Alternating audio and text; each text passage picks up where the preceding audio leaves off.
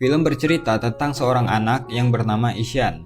Dia ini adalah anak yang masih duduk di kelas 3 SD. Ishan ini adalah anak penderita disleksia atau anak yang kesulitan dalam belajar. Jadi di kondisinya yang sekarang, Ishan masih belum bisa baca tulis dan menghitung. Dia lebih tertarik pada hal lain daripada mengikuti belajar mengajar di kelas. Di sekolahnya, dia jadi anak yang tanda kutip paling bodoh karena selalu dapat nilai paling rendah di kelas. Di rumah, dia bukan anak satu-satunya. Dia punya kakak laki-laki bernama Johan. Beda dengan Ishan, Johan adalah anak yang paling pintar. Hampir semua mata pelajaran dia mendapat nilai yang terbaik, bertolak belakang dengan Ishan yang selalu menjadi terbelakang di kelas. Ishan memang tak tertarik dengan pelajaran sekolah, dia lebih tertarik untuk bermain dan menemukan sesuatu yang baru di luar sekolah. Suatu ketika, Ishan berkelahi dengan tetangganya yang bernama Rajit. Rajit kesal karena Ishan melempar bola ke arah yang salah sehingga permainan Rajit dan teman-temannya berhenti. Gak cuman marah-marahin Ishan, Rajit juga memanggil Ishan dengan sebutan idiot. Keadaan pun makin tegang sampai mereka baku hantam. Ishan mendapatkan luka di kepala sedangkan Rajit dapat luka gigitan. Hal ini pun membuat Ishan kesal karena nggak di sekolah, nggak di lingkungan tetangganya, dia dapat perlakuan yang sama.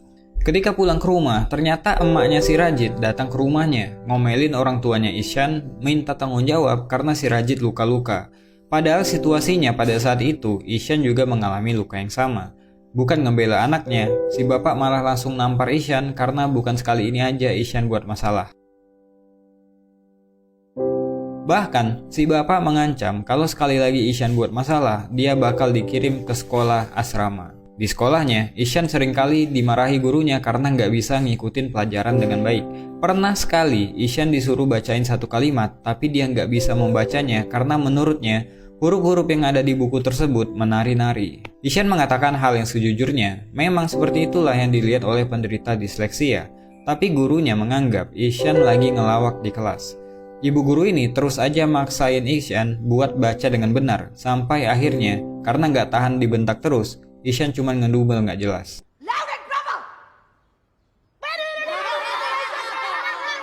Ya karena hal tersebut, Ishan pun dikeluarkan dari kelas. Karena Ishan anak yang tanda kutip berbeda dari anak yang biasanya, dia pun kerap dibully oleh anak-anak di sekolah, bahkan teman-teman sekelasnya. Setelah jam pertama, dia memilih bolos pada hari itu dan pergi berkeliaran di jalan.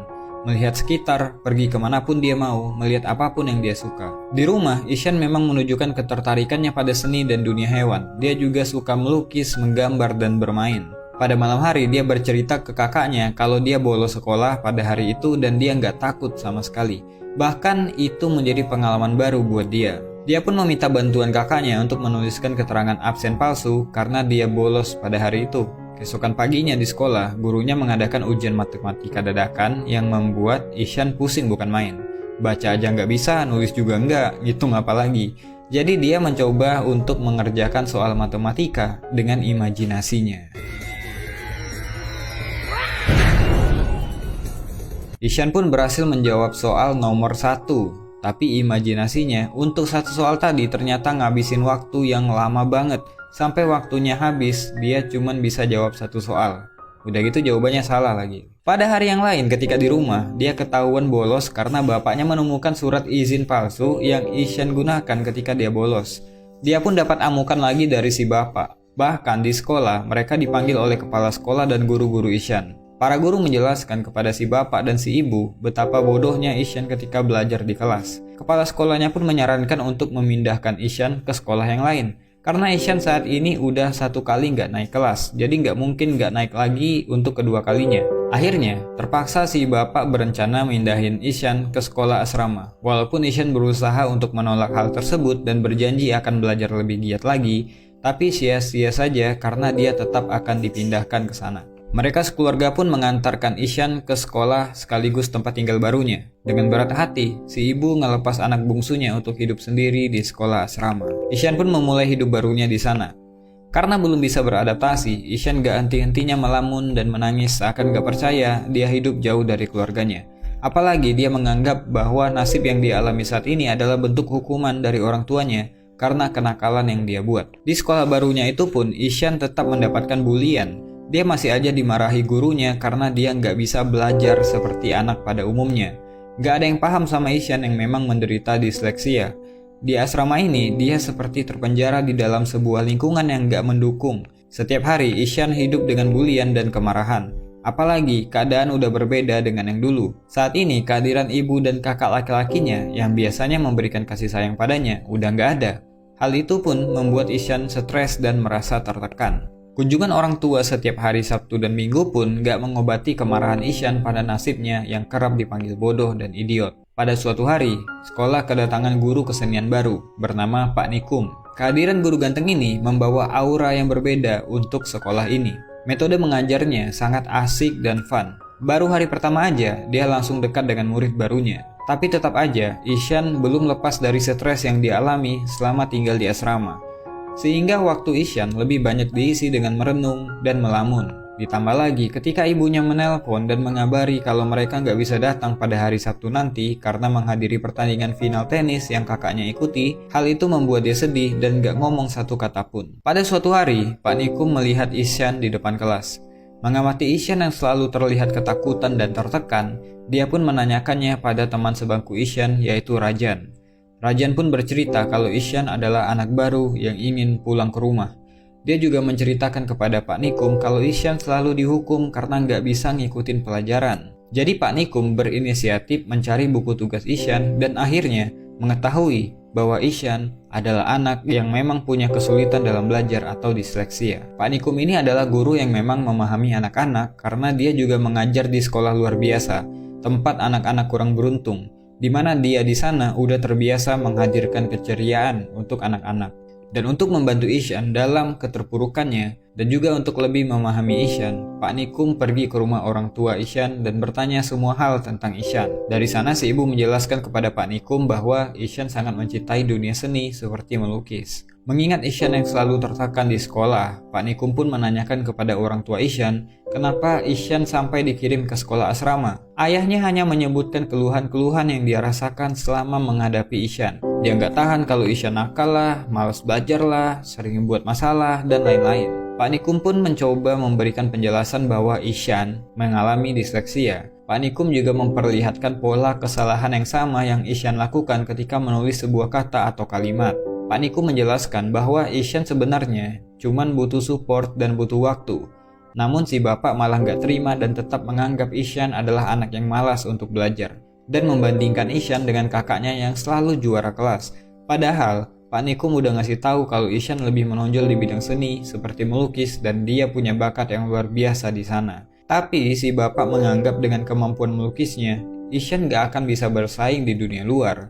Mengirim Ishan ke sekolah asrama adalah solusi terbaik karena gak ada alternatif lain.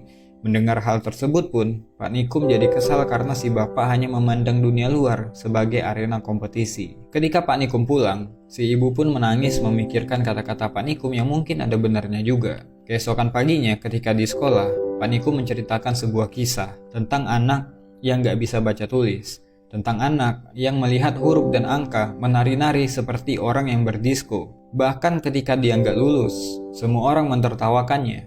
Kemudian suatu hari, anak itu mengguncang dunia dengan teori yang dia publikasikan. Siapakah dia? Tanya Pak Nikum kepada anak-anak. Ishan pun memasang wajah tegang. Takut kalau guru ini akan membuli kekurangannya lagi dan akhirnya menjadi bahan tertawaan teman sekelasnya. Namun ketika Pak Nikum menunjukkan foto Albert Einstein, Ishan pun kaget. Ternyata yang lagi Pak Nikum ceritain adalah orang-orang jenius.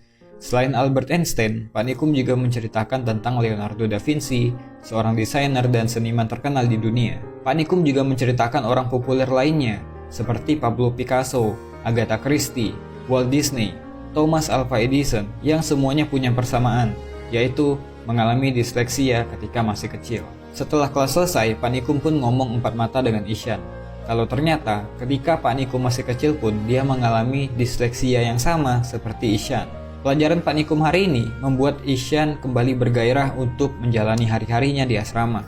Hanya di pelajaran Pak Nikum lah dia bisa mengekspresikan dirinya, berkarya sesuai pikirannya, dan mendapatkan apresiasi. Pak Nikum pun sampai menemui kepala sekolah, khusus untuk membicarakan tentang Ishan. Kepala sekolah bilang bahwa banyak guru yang mengeluhkan tentang Ishan, dan kayaknya Ishan lebih cocok disekolahkan di tempat yang khusus seperti sekolah luar biasa. Tapi Pak Nikum langsung bilang kalau Ishan adalah anak yang punya kecerdasan di atas rata-rata dan berhak untuk berada di sekolah yang normal.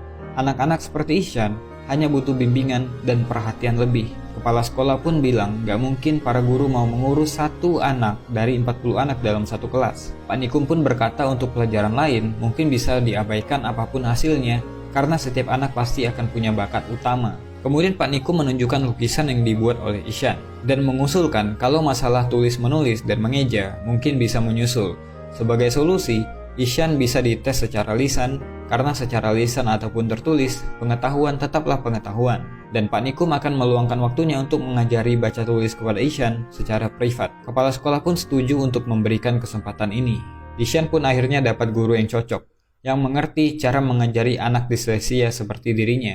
Ishan pun mendapatkan metode pengajaran yang berbeda. Dia pun lebih bersemangat dalam belajar, karena bukan kemarahan yang dia dapatkan, tapi keramahan Pak Nikum yang membantunya dalam mengejar ketertinggalan. Berkat Pak Nikum, kemampuan baca tulisnya pun meningkat dari waktu ke waktu. Suatu hari ketika lagi ngajar, Pak Nikum kedatangan bapaknya Ishan yang kebetulan lewat karena ada bisnis. Maksud si bapak capek-capek nemuin Pak Nikum cuman mau bilang kalau dia dan istrinya udah baca semua artikel tentang disleksia di internet. Hal itu cuma mau nunjukin ke Pak Nikum kalau mereka perhatian sama Ishan. Ternyata si bapak nggak menangkap maksud dari Pak Nikum waktu nyeramahin dia di rumahnya. Pak Nikum langsung ngasih balasan telak bahwa kalau mau ngasih anak perhatian, nggak cukup dengan cara kayak gitu. Anak kayak Ishan juga butuh support. Anak kayak Ishan butuh figur orang tua yang selalu bilang sayang kepada anaknya apapun yang terjadi. Anak kayak Ishan butuh figur seorang ayah yang siap melindunginya kalau terjadi apa-apa sama dia. Si bapak pun langsung sadar bahwa selama ini dia nggak pernah memberikan kasih sayang pada Ishan selain kemarahan atau pukulan jika Ishan nakal. Dia pun pergi meninggalkan ruangan Pak Nikum dengan perasaan malu. Apalagi ketika di luar, dia melihat Ishan yang lagi baca mading, si bapak nggak bisa nahan air matanya. Pada suatu hari di asrama tersebut mengadakan lomba melukis. Semua orang boleh ikut termasuk para guru. Ketika lomba dimulai, Pak Nikum mencari Ishan kemana-mana. Tapi sampai lomba dimulai, Ishan pun gak kelihatan. Ternyata sebelum acara dimulai, saat semua orang masih tidur, Ishan bangun paling pagi dan pergi ke kolam di mana di sana dia mencari inspirasi untuk bahan lomba melukis. Ishan pun datang sesaat setelah acara dimulai. Ishan memproyeksikan pemandangan yang dia ingat menjadi sebuah lukisan yang luar biasa mengagumkan banyak orang. Pak Nikum yang melihat lukisan Ishan pun kagum sama karyanya. Ishan pun juga nggak bisa menahan harunya ketika dia ngelihat hasil lukisan Pak Nikum, ternyata modelnya adalah dirinya sendiri. Dan pengumuman yang ditunggu-tunggu pun tiba. Kepala sekolah mengumumkan bahwa perlombaan ini dimenangkan oleh Ishan. Ishan Nandakishore Awasthi Abdi. Hasil karyanya dinobatkan menjadi karya yang terbaik dan akan menjadi sampul buku tahunan. Ketika orang tua Ishan datang saat bagi rapot, kepala sekolahnya sendiri yang langsung memberikan buku tahunan tersebut dan mengabarkan jika Ishan adalah anak yang spesial dan sekolah itu beruntung memiliki anak murid seperti dia. Orang tua ini juga senang bukan main ketika para guru memberikan laporan kemajuan Ishan di beberapa mata pelajaran, khususnya di bidang kesenian. Melihat Ishan yang kembali bersemangat, ayahnya pun akhirnya nangis juga dan berterima kasih kepada Pak Nikum karena udah membimbing Ishan sampai punya kemajuan. Ishan yang punya gaya rambut kayak Pak Nikum pun berpisah dan akan kembali lagi ke sekolah setelah liburan. Pesan film ini kuat banget untuk nunjukin bahwa memang benar kalau kita mengajari seekor ikan untuk memanjat pohon, maka dia akan menganggap dirinya bodoh seumur hidupnya. Setiap anak memang punya bakat yang unik dan gak mungkin sama dengan anak yang lain. Semoga kita nanti bisa menjadi orang tua yang bijak yang bisa mendukung apapun yang anak kita senangi.